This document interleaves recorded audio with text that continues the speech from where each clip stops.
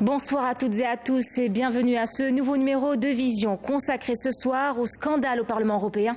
Cette institution finit très mal l'année, ébranlée qu'elle est par cette affaire de corruption qui touche plusieurs de ses eurodéputés. Et sur le banc des accusés, le Maroc, à tel point que certains médias nomment cette affaire le Marocgate. Au cœur de cette histoire, des députés européens qui ont été soudoyés par le Maroc pour défendre les positions du Marzen, notamment sur la question du Sahara occidental. Le Maroc est donc impliqué, mêlé à cette affaire qui n'a pas fini de révéler tous ses secrets suite à une enquête déclenchée par le parquet fédéral belge qui a mis en cause une quinzaine d'eurodéputés dont certains ont avoué avoir fait partie d'une organisation utilisée par les services secrets de Rabat. Les preuves sont tangibles, vous le verrez, d'importantes sommes d'argent ont été trouvées dans les domiciles de membres influents du Parlement européen. Un espion marocain, patron du DGED, le contre-espionnage marocain et ami d'enfance de Mohamed VI est toujours recherché par la police belge et les conséquences sont désastreuses sur la crédibilité des élus européens. Alors pour justement revenir sur ce scandale, qui n'est pas le premier, rappelons-nous, du scandale d'espionnage Pegasus, nous avons avec nous par Skype depuis l'Espagne, Monsieur Belal Khanti. Vous êtes politologue, bonsoir et bienvenue d'avoir accepté notre invitation ce soir. Merci à vous. Merci et merci encore pour l'invitation. Merci monsieur, bienvenue à vous. Mais avant d'entamer cet entretien, revenons d'abord en images sur la genèse de ce scandale dans ce sujet signé Nakhla Al-Arbi. On ne compte plus les scandales qui secouent le Maroc. Le dernier en date, la retentissante affaire de corruption impliquant le Parlement européen qui ne manque pas de réitérer et de renforcer son appui à ce dernier. La corruption gangrène vraisemblablement le Marzen. L'affaire révélée récemment par l'ancien eurodéputé José Bové impliquant l'actuel chef du gouvernement marocain est éloquente. J'étais rapporteur de la commission du commerce extérieur dans les années 2009-2014 et à ce moment-là j'ai été en charge du dossier sur l'accord de libre-échange sur les fruits et légumes avec le Maroc.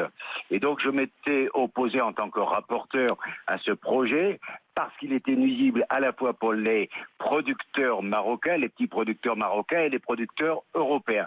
En réalité, ce qui s'est passé, c'est que sous la pression à la fois du ministre de l'Agriculture marocaine, qui est aujourd'hui le Premier ministre, qui avait le soutien de ce club privé, donc de députés dans le cadre d'une association d'amitié, députés européens, qui regroupait des gens de toute tendance politique du Parlement européen, eh bien le ministre de l'Agriculture, ne supportant pas que je puisse m'opposer à ce projet, m'a proposé de m'amener un cadeau à Montpellier dans un café qui soit discret. C'est le parquet fédéral belge qui, suite à une enquête qu'il a diligentée, a mis en cause une quinzaine de députés européens et mis à nu l'implication de Rabat. Les parlementaires ont avoué faire partie d'une organisation utilisée par les services secrets du Marzen. Le réseau compte des eurodéputés Antonio Panzeri, Andrea Cozzolini, l'assistant Francesco Giorgi, qui aurait été mis en contact avec un agent des services de renseignement et de contre-espionnage en poste à Rabat et un diplomate basé à Varsovie, à savoir Abdelrahim Atmoun, dont le rôle est dit central. D'après ce qu'on déduit des documents qu'on a pu consulter, il se présente un petit peu comme le bras droit de M. Panzeri. Il dit qu'il désigne M. Panzeri, l'ancien eurodéputé italien, comme le chef présumé de cette organisation, et lui dit « Moi, j'étais en charge de faire circuler l'argent liquide de l'organisation ». Il explique que de l'argent venait du Maroc, que cet argent venait en Europe via M. Panzeri, donc qui reste présumé innocent. Là, je vous parle de la déclaration de M. Giorgi. Et puis que cet argent était redistribué d'une part des assistants et des eurodéputés amis. Je pense que c'est l'expression. Néanmoins, le directeur général de la Direction générale des études et de la documentation, Mansour Yassine, semble être le lien direct avec le Parlement européen. Francesco Giorgi, le compagnon de l'une des vice-présidentes du Parlement, la grecque Eva Kaili, laquelle a été arrêtée dans le cadre de cette affaire, a avoué avoir fait partie d'une organisation utilisée par le Maroc dans le but d'interférer et d'influencer les affaires européennes. Si l'organisation en question avait pour rôle de gérer l'argent liquide, il s'agit ni plus ni moins de trafic d'influence pratiqué par les agents du Marzen via une activité d'ingérence au sein du Parlement européen et dans les postes clés des institutions communautaires. Cela à coup de rencontres, d'entretiens et de dîners avec les plus hauts responsables des services secrets de Rabat. Affaire à suivre. Monsieur El Khanté, alors vous l'avez vu, le Maroc est une nouvelle fois cité au cœur d'une affaire de corruption, sauf que cette fois, cela implique directement une institution qui a de l'influence sur les intérêts directs du Makhzen. Est-on en droit de dire que cette pratique s'est érigée comme sport national dans ce pays et que le Maroc est parti un peu trop loin cette fois-ci? Oui, on peut le dire, d'autant plus que il y avait déjà des précédents dans l'histoire de ce pays, des précédents criminels, notamment, souvenez-vous de ces témoignages de l'implication du régime dans l'affaire de l'assassinat de Ben Barka, et pour lequel d'ailleurs Ahmed Dlimi et Oufkir étaient venus à Paris pour un procès. Et donc par la suite, le chef de la gendarmerie marocaine a été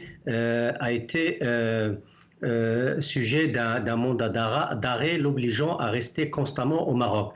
Dans ce cas d'espèce également, c'est un peu similaire car pour la deuxième fois, la justice s'empare de ce dossier Maroc en mettant en exergue, si l'on croit évidemment les révélations qui ont été publiées par le Soir belge et qui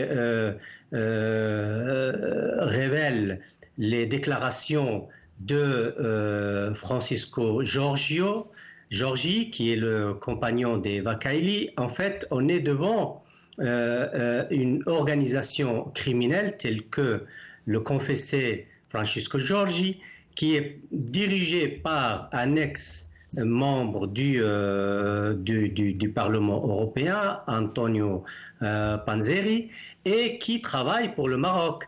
Donc, le plus important dans les deux affaires que je viens de dire, c'est que la justice s'est mêlée à ces affaires, contrairement à une autre affaire autrement plus grave, qui sont les révélations de Chris Coleman, qui a dévoilé les pratiques honteuses de ce régime par l'achat des consciences, par les menaces, etc., mais qui, dans ce cas, il n'y avait pas de justice qui s'est emparée de l'affaire. Une affaire qui est passée sous silence, oui. Une affaire tout à fait qui était passée sous silence malgré la gravité des révélations et malgré le fait que l'authenticité des mails n'avait pas été contestée par le Maroc et donc la justice malheureusement ne s'en est pas emmêlée, tout comme les ajustements de nombreux politiciens en France par exemple, qui sont fréquents, mais que la justice française, malheureusement, ne s'y est pas intéressée. Donc, le cas belge est extrêmement intéressant de ce point de vue-là. Mmh. Alors, on a envie de savoir, Monsieur El Khanté, à quel point le Parlement européen est affecté par cette affaire. Cela a eu un effet d'un véritable séisme à Bruxelles.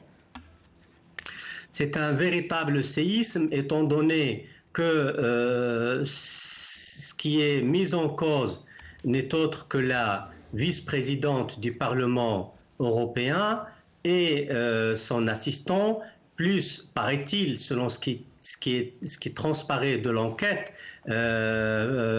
plusieurs autres députés, plus un ancien eurodéputé, l'Italien Antonio Panzeri. Et effectivement, cela est un véritable séisme, une catastrophe pour le Parlement européen parce que on ne sait pas encore jusqu'où pourraient aller les implications des membres de cette institution qui se veut quand même un lieu de la démocratie et un lieu de la défense de l'intérêt public. Et donc, en tout cas, nous, Sahraouis, qui défendons une juste cause, nous avons été constamment, depuis de longues années, calomniés par ces lobbyistes et on ne pouvait évidemment que constater leur ferveur pro-marocaine sans en avoir évidemment la preuve la preuve de leurs actes criminels. Évidemment, heureusement, aujourd'hui, ce qui se passe, c'est comme une justice divine pour le peuple sahraoui, car évidemment, comme je le disais tout à l'heure, l'affaire est dans les mains de la justice. Et si l'on en croit la déclaration du ministre de la Justice belge, tout récemment, eh bien, en commentant cette affaire, il avait déclaré que les services de renseignement marocains, l'ADJED en l'occurrence, a joué un rôle actif dans l'ingérence dans l'ingérence des affaires du Parlement européen et par ailleurs le journal italien La Repubblica parle même d'un mandat d'arrêt belge qui a été émis à l'encontre du chef des services secrets marocains. Oui. Alors, Monsieur Kanté, puisque vous parlez de justice, est-ce que vous pensez que cela va influer sur les affaires en justice? Alors, ce qui concerne les accords de la pêche et d'agriculture, des accords qui, on le sait, sont passés grâce au vote de ces eurodéputés. Oui, en fait, oui, on se souvient tous du rapport de 2018 de Patricia Lalonde, dans lequel qui était un rapport extrêmement partial et qui avait pour but de favoriser la conclusion de l'accord sur l'accord agricole et de pêche entre l'Union européenne et le Maroc, chose qui a effectivement eu lieu. Donc le préjudice est énorme à l'encontre du peuple sahraoui, certes, et à cause des agissements des personnages de Tel Akabi, mais le préjudice aussi, il est énorme pour l'institution européenne.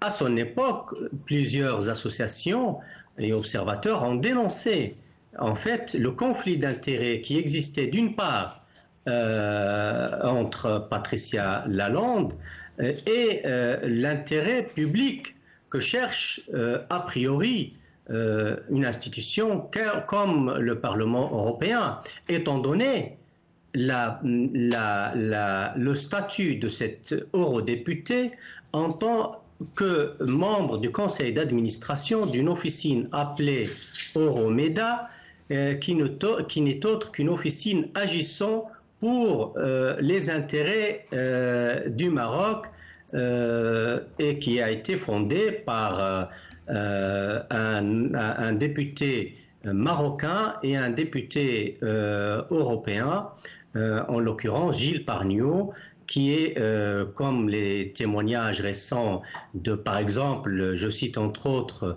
l'eurodéputée Madame Gomez, qui disait qu'il se présentait dans l'enceinte du Parlement européen comme le messager du roi du Maroc. C'est pour vous dire la gravité, en fait, des agissements de ce genre de personnages au sein de l'institution européenne.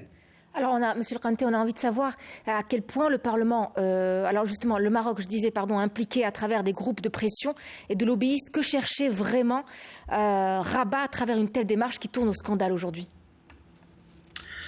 Écoutez, globalement, c'est une triptyque bien connue qui constitue les objectifs du régime marocain. Pousser ces lobbyistes au sein du Parlement européen, au sein des institutions européennes en général, à présenter le Maroc comme un havre de paix, comme un pays crédible, comme un pays stable, comme un pays finalement qui peut justifier ce que en fait cherchent les énormes dividendes, les énormes soutiens financiers que lui octroie l'Europe. La deuxième chose, et on l'a vu à plusieurs reprises, c'est présenter l'Algérie sous un mauvais jour. Et la troisième chose, c'est calomnier la résistance et la lutte du peuple sahraoui. Car le Maroc, comme chacun le sait, est impliqué dans l'occupation illégale du Sahara occidental. Une occupation dénoncée dès le premier jour de sa commission par le Conseil de sécurité et par également l'arrêt de la Cour internationale de justice. Et heureusement, suite à cela, tout récemment, en 2016-2018, la Cour de justice de l'Union européenne a invalidé cet accord entre l'Union européenne tant recherché par le Maroc et pour laquelle tant de lobbyistes ont travaillé. Alors il faut savoir une chose, le lobbying auprès des institutions européennes est une chose, la corruption est un acte pénal. Alors il ne s'agit pas dans le cas d'espèce de condamner l'activité du lobbying, sinon de condamner ce que vient de reconnaître le compagnon d'Eva Kaili, à savoir qu'il fait partie d'une organisation qualifiée par le juge belge d'organisation criminelle, dirigée ou du moins chapeautée par Antonio Panzeri et qui travaille pour le compte du Maroc. Et il faut savoir également, pour vos téléspectateurs, sans doute qu'ils le savent déjà, que la quantité d'espèces qui ont été trouvées dans le domicile d'Eva Kaili et de Antonio Panzeri est énorme. Ça dépasse le 1 million d'euros, chose qui prouve quelque part l'implication de cette organisation qui, comme le disait Francisco Giorgi, servait à arroser des eurodéputés pour influencer le travail des institutions européennes en faveur du Maroc pour réaliser les 3 objectifs dont j'ai parlé tout à l'heure, à l'instant. Alors, quel est l'onde de choc de ce scandale-là au niveau du Parlement européen, M. Khanti ? On verra, ça peut être énorme. Comme je l'avais souligné, la Republica parlait d'un mandat d'arrêt contre le chef des services secrets marocains. Oui. Qui est un ami d'enfance de Mohamed VI, on le rappelle. Pardon ? Qui est un ami d'enfance. Oui, tout à fait, qui est un ami d'enfance et qui est depuis longtemps à la tête des services secrets marocains. Et également, ça devrait en fait mettre sur le banc des accusés et le régime marocain et le montrer comme un régime qui pratique l'ingérence dans les affaires européennes de la plus vile des manières. Et les conséquences peuvent effectivement être graves, d'autant plus que cela fait suite également aux accusations portées à son encontre dans l'affaire de Pegasus et l'espionnage de personnalités européennes, y compris des personnalités de haut rang comme le Premier ministre espagnol ou le chef de l'État français. Tout à fait. Alors, on va le rappeler, Monsieur Khanti, l'affaire Marocgate a notamment débouché sur l'arrestation, vous l'avez dit, d'une des vice-présidentes du Parlement, la grecque Eva Kaili, dont le compagnon Francesco Giorgi a avoué jeudi dernier aux enquêteurs belges avoir fait partie d'une organisation utilisée par le Maroc dans le but d'interférer, tout simplement, et d'influencer les affaires européennes. L'implication du Maroc dans cette affaire de corruption et d'espionnage, si on peut dire ça comme ça, de grande ampleur, est donc avérée. Question, va-t-on assister à un changement du positionnement de l'Union européenne sur les questions liées à la monarchie marocaine? En tant que Sahraouis, nous l'espérons de tout cœur. Vous le savez, nous les Sahraouis, nous sommes victimes d'une occupation brutale, abjecte, un colonialisme au sens classique du terme, c'est-à-dire l'avilissement et l'asservissement de tout un peuple en s'accaparant de son territoire. Et de surcroît, nous sommes également victimes des agissements malfaisants d'un certain nombre de politiciens véreux, malheureusement représentants de peuples européens et qui accentuent et aggravent le drame du peuple sahraoui en éloignant de plus en plus un règlement juste et définitif de ce conflit colonial dans le respect du droit international. Ce faisant, il fragilise évidemment le droit international, il fragilise les institutions de leur pays et de leur continent, et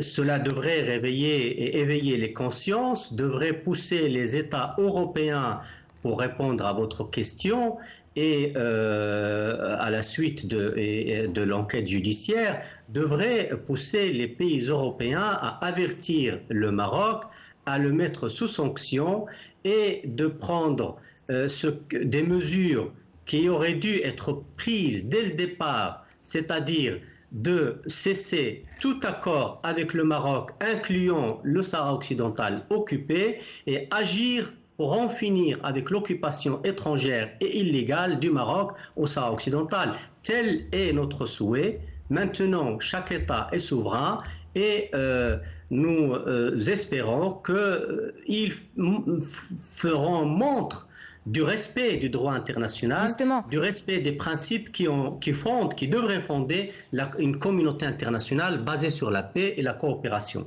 Tout à fait. Il faut dire que c'est la crédibilité de l'Union européenne, de tout un continent, qui est l'Europe, qui est en jeu là. L'Europe qui a toujours prôné la justice, la transparence, le droit de l'homme aussi. Écoutez, en tant qu'observateur sahraoui de ce qu'endure mon peuple, je peux vous dire que l'Union européenne a perdu sa crédibilité depuis longtemps, depuis qu'elle s'est mise à parler d'accord avec le Maroc concernant son territoire et concernant les eaux et le territoire sous sa juridiction. Déjà ça, c'est quelque part la preuve de l'intention de ces institutions de s'impliquer directement dans le colonialisme et de conforter l'occupation étrangère. Par la suite, quelle honte que, après avoir constaté la décision de la Cour internationale de justice, se mettre quand même à faire des recours contre sa propre institution judiciaire, au risque de faire effondrer toute l'architecture juridique difficilement construite par ces pays européens.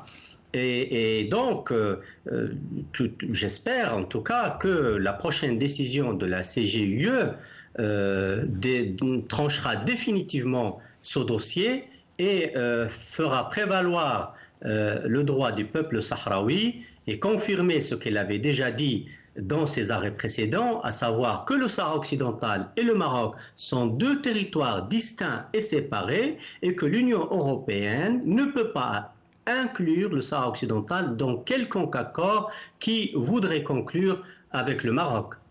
Alors, concernant cette affaire, Monsieur El Khanti, il faut savoir que les réactions ont afflué, elles se sont multipliées. Plusieurs eurodéputés se sont soulevés contre ces agissements. Je vous propose d'écouter la réaction d'Anna Miranda Paz, eurodéputée, et on se retrouve juste après.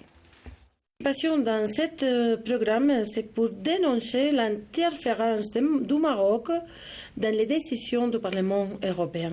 Nous avons eu une semaine dans laquelle on a su beaucoup d'informations sur certains eurodéputés qui avaient influencé la présence du Maroc et qui avaient aidé au Maroc à faire toute la pression contre le Sahara occidental, mais aussi contre l'Algérie et contre d'autres pays.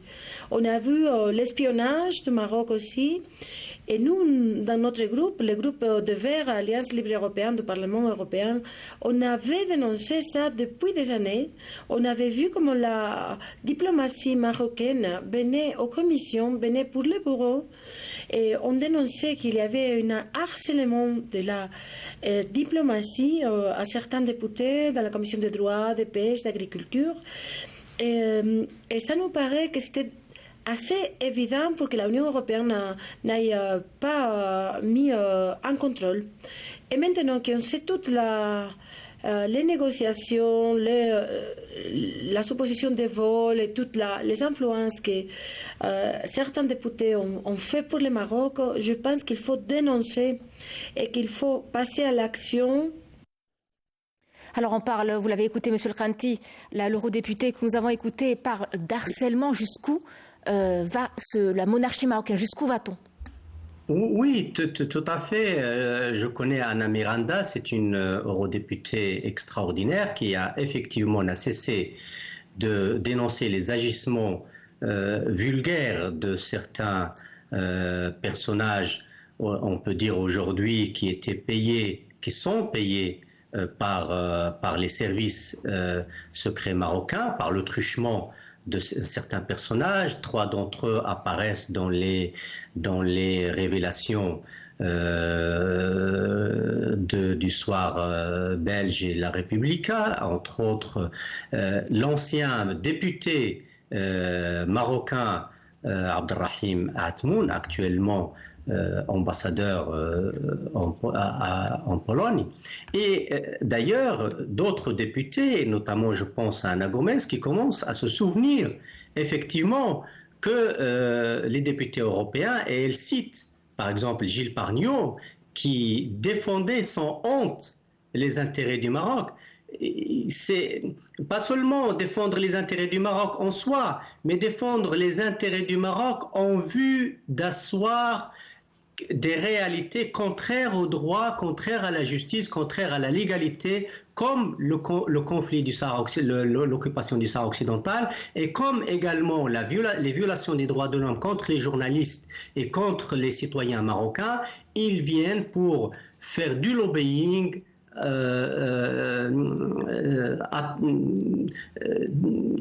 extraordinaire pour faire prévaloir ces thèses qui sont contraires aux valeurs que promeuvent les institutions européennes.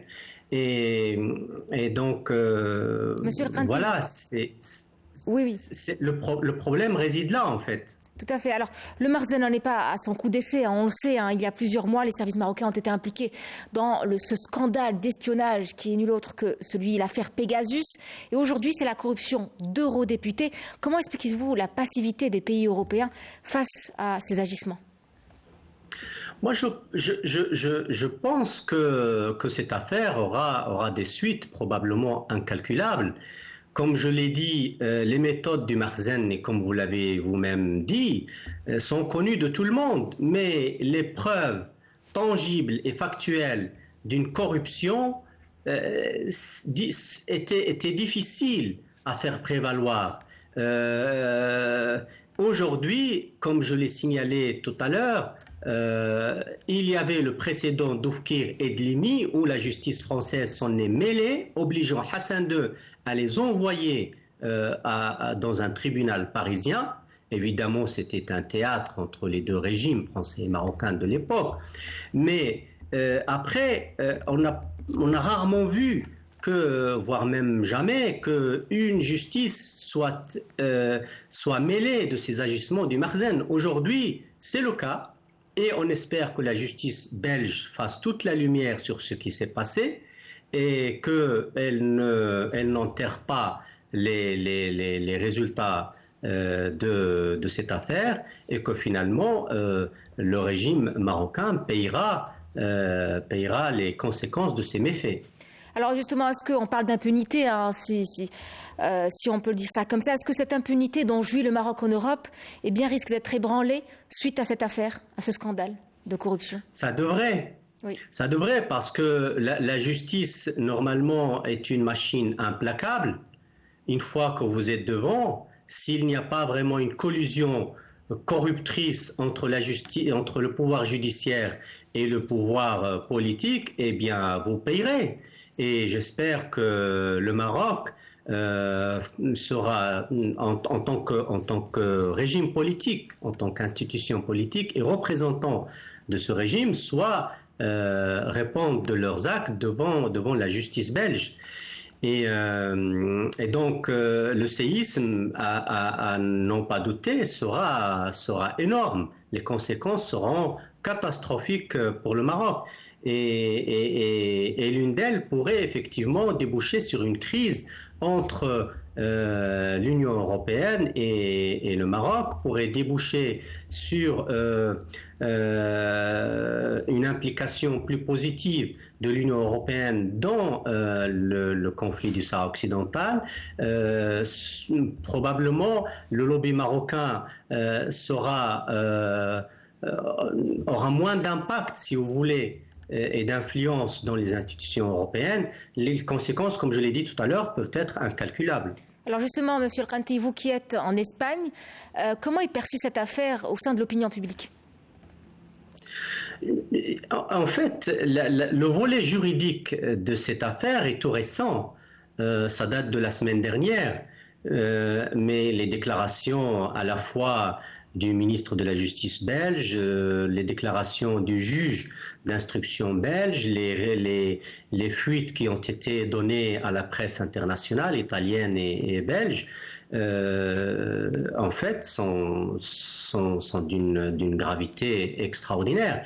Mais l'opinion publique, comme je l'ai dit tout à l'heure, est au fait des pratiques du Merzen par les révélations du Chryske Coleman. Il faut voir les correspondances qui ont été déballées par ce hacker, comment il décrivait dans le menu détail comment les services secrets marocains corrompaient tel ou tel homme politique, tel ou tel député, tel ou tel journaliste, etc., etc. Et c'était en son temps choquant. Par exemple, les médias qui se sont penchés sur ces révélations, je pense notamment à l'équipe d'arrêt sur image, concluaient à l'authenticité de ces révélations, même si le hacker en question n'a pas d'identité connue, mais les mails en tant que tels sont authentiques et d'ailleurs le régime marocain ne les a pas contestés. Tout à fait. Alors, le Maroc, nous disions, corrompt et espionne également ses alliés, calomnie ceux qu'il considère comme étant ses ennemis. Est-ce que cela ne signifie pas que la diplomatie marocaine est à court d'idées pour défendre le non-respect des lois et règlements internationaux en matière de droit à l'autodétermination et de liberté pour les Sahraouis, également pour le peuple marocain, puisqu'il est également concerné? Moi, je dirais qu'ils sont très imaginatifs, mais très imaginatifs dans le mal. Et c'est que ce que tentent de réaliser, en fait, est complètement irréalisable. C'est pour ça qu'ils ont recours à des méthodes complètement condamnables. En fait, ce qu'ils veulent, c'est justifier leur occupation illégale du Sahara occidental. C'est normaliser le colonialisme. C'est que les autres pays acceptent les calomnies constantes et l'agression constante contre l'Algérie et ses institutions. Et ils veulent par ailleurs qu'ils soient soutenus financièrement par l'Union européenne. Ce sont là des objectifs difficilement réalisables. C'est pour ça qu'ils ont recours à des alliances douteuses, ils ont recours à des méthodes complètement condamnables et qui, fort heureusement, sont aujourd'hui déballées au grand jour. Alors, justement, Monsieur El-Khanti, on a parlé des fuites qui ont été dévoilées, les révélations qui ont été faites à travers plusieurs médias du monde entier et qui ont été donc des preuves tangibles, des preuves qui ont été mises à nu. Est-ce qu'elles ne signifient pas déjà que c'est le début de la fin pour le régime du Merzen? Je l'espère. Les casseroles s'accumulent. On est passé à la presse. La presse en parle. C'est que voilà. Et ce n'est pas anodin. Écoutez, c'est quelque chose de qui pèse. Le monde entier parle de ce scandale. Oui. Actuellement, les médias lourds, les médias sociaux, les journalistes, chacun se souvient de ce qui a pu vivre, de ce qui a pu endurer.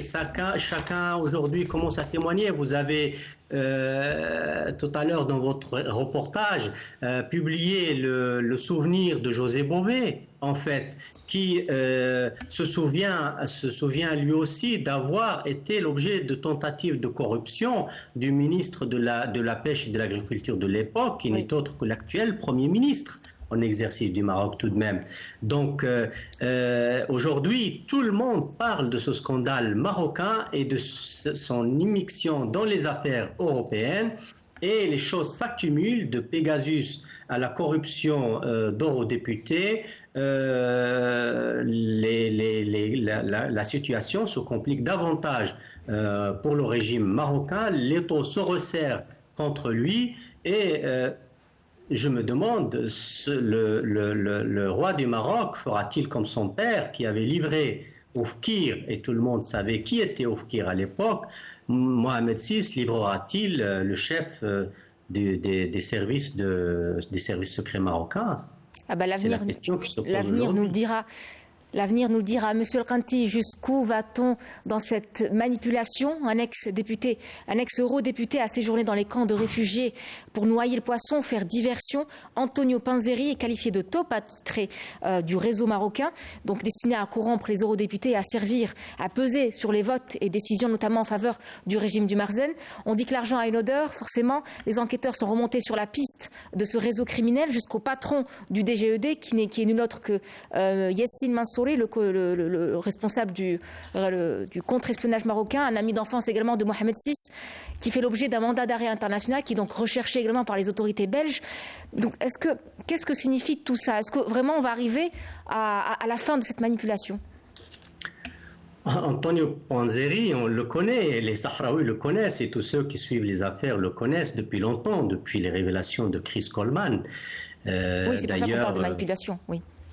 Oui, tout à fait. Et puis, c'est drôle parce que dans les révélations de Chris Coleman, l'ambassadeur du Maroc, Al Mnowar à Bruxelles à l'époque, disait dans sa lettre, en fait, que Panzeri a entamé un travail méthodique depuis son élection à la tête de la délégation Maghreb. Et depuis lors, effectivement, Antonio Panzeri est connu comme celui qui représente qui fait du lobbying en faveur du Maroc. Et quand il n'est plus député européen, il avait créé une ONG qui s'appelle Fight Impunity, combattre l'impunité, drôle de nom. Et c'est chez qui la police belge a découvert autant d'espèces à la maison. Il est actuellement écroué, mais entre-temps, effectivement, il a fait du mal au combat du peuple sahraoui, il a fait du mal aux institutions européennes, il a fait du mal à tous ceux et celles qui luttent pour la justice, il a fait du mal aux victimes sahraouis qui n'ont cessé de vouloir porter leur voix et dénoncer ce qu'ils subissent au Sahara occidental. Et j'espère qu'effectivement, là, tout cela arrive à sa fin et que finalement, on pourrait traduire le régime marocain et le mettre devant ses responsabilités. Mais c'est vraiment à se demander que cherche le Maroc en corrompant et en espionnant des pays qui sont censés être ses alliés, les pays européens. Ça ne se fait pas. Ça ne se fait pas. On dit que l'espionnage est une affaire vieux comme le monde, mais en réalité, c'est vrai. Mais la règle du jeu, c'est qu'il ne faut pas être pris non plus en train d'agresser un autre pays. Et le Maroc a été, je dirais, pris la main dans le sac. Suite aux révélations, comme je le disais tout à l'heure, de Chris Coleman et suite également à cette affaire qui n'a pas encore dit son dernier mot et effectivement, sans oublier de parler de l'affaire Pegasus qu'il nie évidemment, mais tous les indices en fait mènent vers le régime marocain. Alors, est-ce qu'on peut dire que le Marzen s'est tiré une nouvelle fois une balle dans les pieds? Oui, parce que en fait, le Maroc cherche un objectif impossible à réaliser. C'est la quadrature du cercle. Et pourquoi continuer alors, s'il est impossible à réaliser? Peut-être qu'il ne le voit pas comme ça? Non, il arrivera un jour où c'est bon, ça va être la chute finale du régime et de ses pratiques. Aujourd'hui, tout est beau et tout est merveilleux au Maroc parce que, en réalité, certains pays en Occident le soutiennent mordicus, malgré les méfaits qu'il est en train de commettre, malgré son invasion du Sahara occidental, malgré ses agressions répétées contre l'Algérie, contre la Mauritanie, et ce depuis 1956, depuis quasiment son indépendance. On dirait que le régime marocain a été façonné et créé pour jouer un rôle dans la région. Le rôle est déstabiliser la région, c'est envahir s'il le peut, calomnier, déstabiliser. Et ceci doit cesser. Et ceux qui soutiennent le régime marocain doivent cesser parce que derrière tout ça, il y a des cadavres dans le placard, il y a de la corruption, il y a des crimes. Derrière tout cela, il y a des choses qui ne sont pas acceptables, qui ne peuvent être acceptées ni par des États, ni par la société civile, ni par les peuples, ni par quiconque. Et la vérité finira par éclater et le Maroc finira par, le régime marocain finira par payer le prix de tous les méfaits qu'il avait commis depuis la naissance de ce régime. Écoutez, les gens ne se rendent pas compte parce qu'en fait, il y a énormément de choses qui leur semblent très lointaines et du coup, ça n'a plus d'intérêt. Mais c'est tout de même énorme qu'un régime qui vient de naître en 1956 se met immédiatement à vouloir revendiquer des territoires qui ne sont pas le sien, c'est-à-dire la Mauritanie. Immédiatement, il a dit « je m'oppose à la Mauritanie parce que la Mauritanie fait partie de mon territoire ».